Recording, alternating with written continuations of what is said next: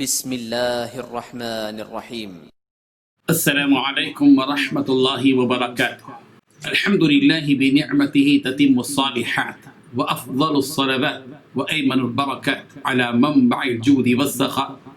أما بعد، حاضرین و ناظرین، یہ درس نمبر 890 890 اور آج ہم سورہ ہود کا آغاز کر رہے ہیں۔ سورہ ہود کی پہلی اور دوسری آیت کی تلاوت اور تشریح کی جائے گی۔ چلیے سب سے پہلے ان دو آیتوں کی تلاوت کرتے ہیں، لفظی ترجمے اور ترجمے کے بعد تشریح کرتے ہیں۔ اعوذ باللہ من الشیطان الرجیم، بسم اللہ الرحمن الرحیم۔ الف لام را کتاب احکمت آیات ثم فصلت من لدن حکیم خبیر الا تعبدوا الا اللہ اننی لکم منہ نذیر وبشیر۔ صدق اللہ العظیم۔ الف لام را، اللہ اعلم بمرادہ۔ کتاب، یہ کتاب ہے، احکمت، محکم کی گئی ہے، آیات، اس کی آیتیں، ثم پھر فصلت، تفصیل سے بیان کی گئی ہیں، من لدن حکیم خبیر، بڑے حکمت والے خوب خبردار کی طرف سے۔ اللہ تعبدو، کہ تم عبادت نہ کرو، الا مگر اللہ، اللہ ہی کی، اننی بے شک میں، لکم تمہارے لیے، منہ اس کی طرف سے، نذیر ڈرانے والا ہوں، وبشیر اور خوشخبری دینے والا ہوں۔ ترجمہ یوں ہے، الف لام را، یہ وہ کتاب ہے جس کی آیتیں مستحکم ہیں اور اللہ حکیم و خبیر کی طرف سے بتفصیل بیان کر دی گئی ہے۔ وہ یہ کہ اللہ کے سوا کسی کی عبادت نہ کرو، اور میں اس کی طرف سے تمہیں ڈر سنانے والا اور خوشخبری دینے والا ہوں۔ ان دو آیتوں میں چار باتیں بتائی گئی ہیں۔ پہلی بات، یہ کتاب ہے جس کی آیتیں محکم کی گئی ہیں۔ دوسری بات، پھر واضح طور پر بیان کی گئی ہیں۔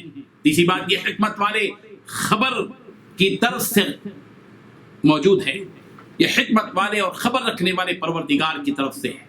چوتھی بات، تم اللہ کے سوا کسی کی عبادت مت کرو۔ پانچویں بات، میں اللہ کی طرف سے ڈرانے والا، خوشخبری دینے والا بن کر آیا۔ بزرگان محترم، سورہ بقرہ، سورہ آل عمران، اعراف، یونس، ہود، یوسف، رعد، ابراہیم، حجر، مریم، طٰہٰ، شعراء، نمل، قصص، عنکبوت، روم، لقمان، سجدہ، یاسین، صاد، مؤمن، حامیم، السجدہ، شورى، الزخرف، الدخان، الجاثیہ، الاحقاف، قاف، القلم۔ قرآن مجید میں یہ 29 صورتیں ایسی ہیں جن کا آغاز حروف مقطعات سے کیا گیا، جن میں سے ایک سورہ ہود بھی ہے۔ حروف مقطعات کے مطلب، اس کی مثالیں ہیں الف لام میم، الف لام را، صاد، قاف، یاسین وغیرہ وغیرہ۔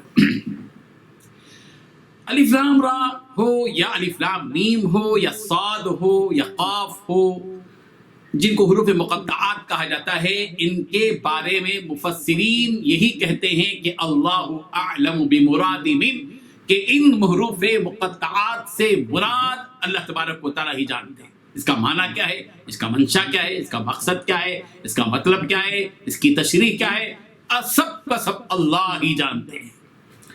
سورہ ہود کا آغاز قرآن مجید کی اس خصوصیت کے ساتھ کیا گیا ہے کہ قرآن مجید ہر اعتبار سے مضبوط اور محکم ہے، لفظ اور معنی دونوں اعتبار سے منظم ہے۔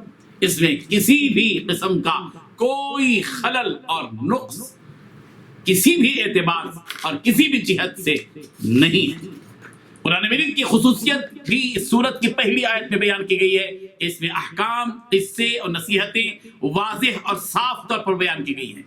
قرآن مجید کو فصل در فصل، یعنی کئی صورتوں میں تقسیم کیا گیا ہے۔ قرآن مجید کو ایک ہی وقت میں نازل نہیں کیا گیا، بلکہ تھوڑا تھوڑا نازل کیا گیا ہے۔ امت کو جب جب جس حکم کی ضرورت پڑی اور جس حکم کا تقاضا ہوا، اس وقت وہ احکام نازل کیے گئے۔ قرآن مجید روئے زمین کی ایجاد نہیں ہے، بلکہ یہ قرآن مجید اس رب ذوالجلال کی طرف سے نازل کی گئی ہے جو حکمت کا مالک ہے اور لوگوں کے تمام احوال سے باخبر ہے۔ وہ ایسے رب کا کلام ہے جو تمام امور کے انجام سے بھی باخبر ہے۔ سورہ ہود کی دوسری آیت میں وہ اہم ترین حکم دیا گیا ہے جو انسان کی بندگی کے لیے لازمی اور ضروری ہے، وہ یہ ہے کہ تم اللہ کی عبادت کرو۔ اللہ تبارک و تعالیٰ نے فرمایا اللہ تعبدوا الا اللہ، کہ تم اللہ کے سوا کسی کی عبادت مت کرو، یعنی صرف اور صرف اللہ ہی کی عبادت کرو۔ اللہ تبارک و تعالیٰ نے جن نبیوں اور رسولوں کو مختلف قوموں کی جانب بھیجا، ان تمام نبیوں اور رسولوں نے اپنی قوموں کو ایک اللہ کی عبادت کا حکم دیا۔ قرآن مجید کا آپ مطالعہ کریں گے تو آپ کو یہ بات محسوس ہوگی۔ سورہ ہود کی آیت نمبر 84 میں یوں کہا گیا وَإِلَى مَدْيَنَ أَخَاهُمْ شُعَيْبًا قَالَ يَا قَوْمِ اعْبُدُوا اللَّهَ، اور مدین کی طرف ان کے بھائی شعیب کو بھیجا گیا، انہوں نے کہا اے میری قوم اللہ کی عبادت کرو۔ اور اسی سورت کی آیت نمبر 50 میں یوں کہا گیا وَإِلَى عَادٍ أَخَاهُمْ هُودًا قَالَ يَا قَوْمِ اعْبُدُوا اللَّهَ، اور قوم عاد کی طرف ان کے بھائی حضرت ہود کو بھیجا گیا اور انہوں نے بھی یہی کہا اپنی قوم سے اعبدوا اللہ، کہ اے میری قوم کے لوگوں اللہ کی عبادت کرو۔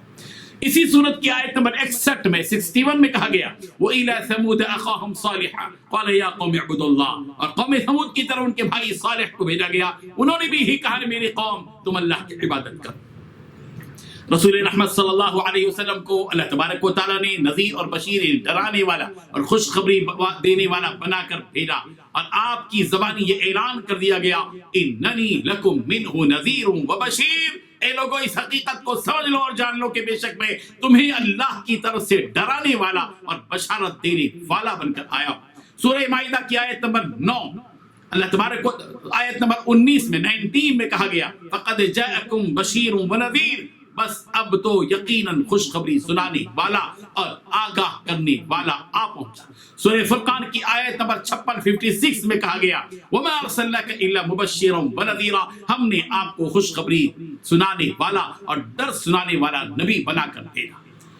اس سے معلوم ہوا کہ انبیاء کرام علیہ السلام تو تشریف اس دنیا میں جب آتے ہیں تو وہ بشیر اور نذیر بن کر آتے ہیں۔ تربیت کا یہی اصول ہوتا ہے، ہم اپنی اولاد کی بھی تربیت کریں تو صرف بشیر ہی بشیر نہ بنے کہ خوشخبری سناتے رہیں، صرف میٹھی باتیں کرتے رہیں، اور یہ بھی نہیں کہ صرف نذیر بن جائیں کہ ڈراتے ہی رہے، ہانکتے رہی ہیں، مارتے ہی رہے، تانے ہی دیتے رہے، زچ ہی کرتے رہے، نہیں بلکہ بشیر بھی بنو، نذیر بھی بنو۔ بچہ اچھا کام کرے تو خوشخبریاں دو، مٹھائی پیش کرو، کوئی چیز گفٹ دینے کا وعدہ کرو، اچھے کام پر اس کو جو ہے شاباشی دو، اور اگر کوئی برا کام کرے تو پھر ڈراؤ، دھمکاؤ، اجازت ہے اس کی، اور ضرورت پڑنے پر اگر تھوڑی سی تنبیہ کے لیے مارنی بھی پڑے مارو، لیکن مارنے کا مطلب یہ نہیں کہ جاہلانہ انداز میں مارو، ظالمانہ انداز میں مارو۔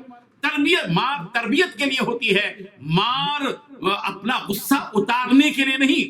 مار جو بعض لوگ غصے میں آ کر مارتے ہیں اس وقت تک مارتے رہتے ہیں جب تک کہ ان کا غصہ نہیں کم ہوتا، یہ نہیں ہے تربیت کا انداز۔ تربیت کا انداز یہ ہے کہ ڈرایا جائے، دھمکایا جائے، تھوڑا بہت مارا بھی جا سکتا ہے جب ضرورت ہو، لیکن بشیر بھی بنے، نذیر بھی بنے۔ اللہ تبارک و تعالیٰ ماں باپ کو اپنی اولاد کی تربیت میں نبیوں کے اس پیارے طریقے کو اپنانے کی توفیق عطا فرمائے۔ وآخر دعوانا ان الحمد للہ رب العالمین۔